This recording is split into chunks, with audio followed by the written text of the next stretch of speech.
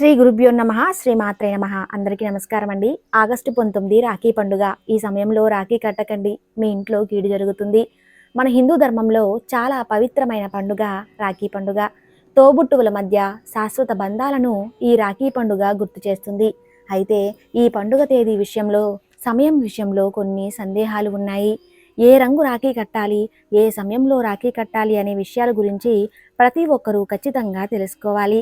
అలా కడితే రాఖీ కట్టిన వారికి, అలాగే రాఖీ కట్టించుకున్న వాళ్ళకి బాగా కలిసి వస్తుంది. అలాగే రాఖీ పౌర్ణమి నుండి కొన్ని రాసుల వారికి మాత్రం అఖండ రాజయోగం పట్టబోతుంది. ముందుగా ఈ వీడియో లైక్ చేసి జై శ్రీకృష్ణ అని కామెంట్ చేయండి. రాఖీ కట్టే వాళ్ళందరికీ ఈ వీడియో ఉపయోగపడుతుంది.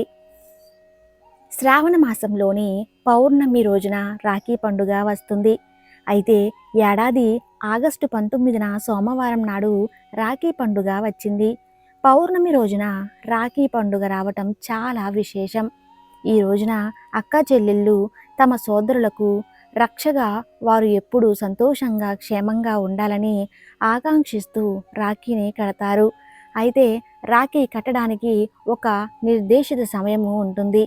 సోమవారం తెల్లవారుజామున 3 గంటల నుండి రాత్రి 11:55 వరకు పౌర్ణమి ఉంటుంది. అయితే ఇందులో భద్రకాలం కూడా ఉంటుంది.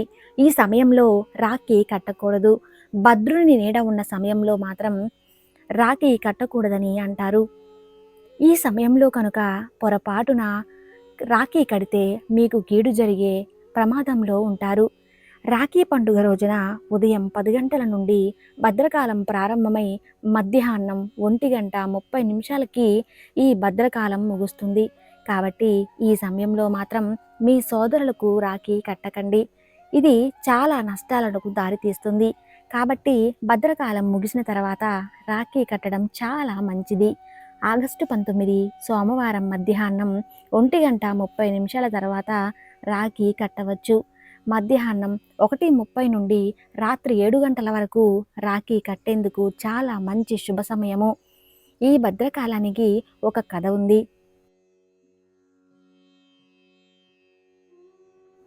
రావణాసురుడి చెల్లెలు తన అన్నను భద్రకాలంలో రాఖీ కట్టిందట. ఇలాంటి దుర్ముహూర్తంలో రాఖీ కట్టడం వల్ల రాముడి చేతిలో రావణాసురుడికి మరణం సంభవించిందని పురాణ కథనాలు చెప్తున్నాయి. కాబట్టి అన్నదమ్ములకు భద్రకాలంలో రాఖీ కడితే కీడు జరుగుతుందని అంటారు. అయితే ఈ రోజున మీ సోదరులకు రాఖీ కట్టే ముందు బాలకృష్ణుడికి రక్షసూత్రాన్ని కడితే మాత్రం మీ కుటుంబంలో సంతోషం, సంపద, ఐశ్వర్యం వంటివి సులభంగా పెరుగుతాయని పండితులు అంటున్నారు. ఈ రాఖీ పండుగ రోజున కృష్ణునికి రాఖీ కడితే మీ జీవితంలో ఉన్న ఎలాంటి కష్టాలైనా సరే సులభంగా తొలగిపోతాయి. కృష్ణుని విగ్రహానికి రాఖీ కట్టలేని వారు మీ పూజా గదిలో దేవుని దగ్గర రాఖీలను పెట్టాలి. వాటిని మీ సోదరులకు కడితే చాలా మంచిది. రాఖీని కట్టే పద్ధతులు కూడా ఉంటాయి.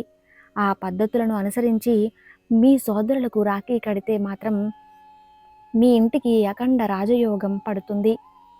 మన హిందూ ధర్మం ప్రకారం కొబ్బరికాయ అంటే లక్ష్మీదేవికి చాలా ఇష్టమట. కాబట్టి మీ సోదరులకు రాఖీ కట్టే ముందు దేవునికి నమస్కారం చేసుకుని ఒక కొబ్బరికాయను 2 చిప్పలుగా పగలగొట్టాలి. మీ సోదరుడికి రాఖీ కట్టే ముందు ఒక కొబ్బరికాయ చొప్పున చేతికి ఇచ్చి, ఆ తర్వాత మీ తమ్ముడికి కుంకుమ బొట్టు పెట్టి చేతికి రాఖీ కట్టి హారతి ఇవ్వాలి. తరువాత మీ సోదరుడు మీ పాదాలను తాకి ఆశీర్వాదం తీసుకోవాలి. రాఖీ కట్టే ముందు మీరు కూర్చునే దిశ కూడా తప్పనిసరిగా చూసుకోవాలి. మీ తమ్ముడు కానీ అన్న తూర్పు ముఖంగా కూర్చుంటే మీరు పడమర ముఖంగా ఉండాలి. అయితే చాలామంది సోదరులు రాఖీ కట్టించుకున్న తర్వాత ఆ రాఖీ నువ్వు ఒక రోజు ఉంచుకొని తర్వాత తీసేస్తారు అని. అయితే అలా చేయకూడదు. అలా చేయకూడదని పండితులు చెబుతున్నారు.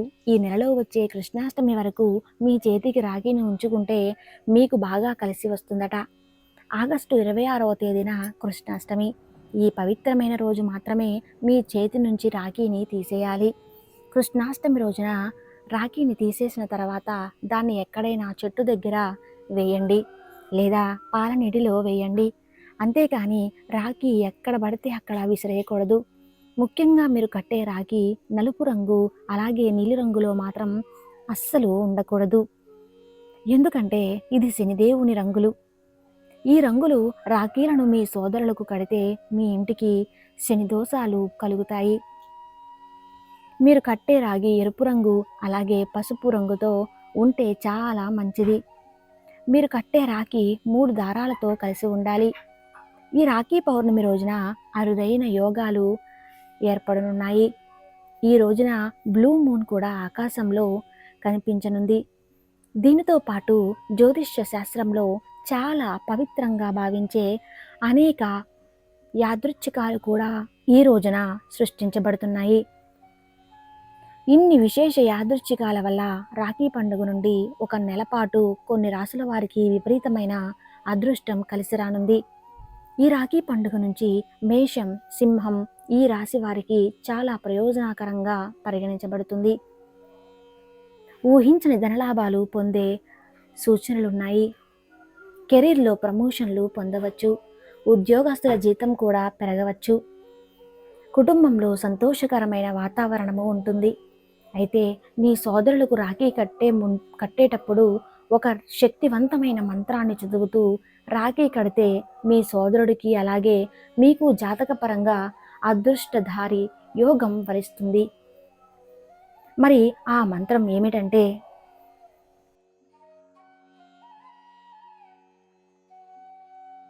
ఏనాబద్ధో బలిరాజా దానవేంద్రో మహాబలః తేనాత్వమభిబధ్నామి రక్ష మాచల మాచల. ఈ మంత్రాన్ని చదువుతూ రాఖీ కట్టండి.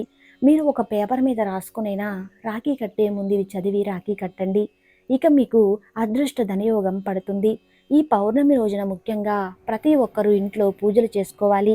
ఎందుకంటే శ్రావణ మాసంలో వచ్చే పౌర్ణమి చాలా శక్తి ఉంటుంది. కాబట్టి ఈ రోజున చేసే పూజల వల్ల రెట్టింపు పుణ్యఫలితం లభిస్తుంది. ఈ రోజున పూజ చేసే సమయంలో కనకదార స్తోత్రం లేదా విష్ణు సహస్రనామాలను పఠించాలి. ఇలా చేయటం వల్ల లక్ష్మీదేవి ఆశీర్వాదాన్ని సులభంగా పొందవచ్చు. ఈ కారణంగా మీ ఇంట్లో అష్టైశ్వర్యాలు పెరుగుతాయి. ఇక మీకు డబ్బు సమస్యలు అనేవి ఉండవు. మీ ఆదాయం కూడా పెరుగుతూ పోతుంది. ఈ పవిత్రమైన రోజున పౌర్ణమి వచ్చింది కాబట్టి పేదవారికి దాన ధర్మాలు చేయటం వల్ల మీరు త్వరలోనే ధనవంతులయ్యే అవకాశాలు పెరుగుతాయని శాస్త్రాల్లో పేర్కొనబడింది. చూశారు కదా, ఈ వీడియో రాఖీ కట్టే ప్రతి ఒక్క సోదరులకి సోదరీమణులకి ఉపయోగపడుతుంది.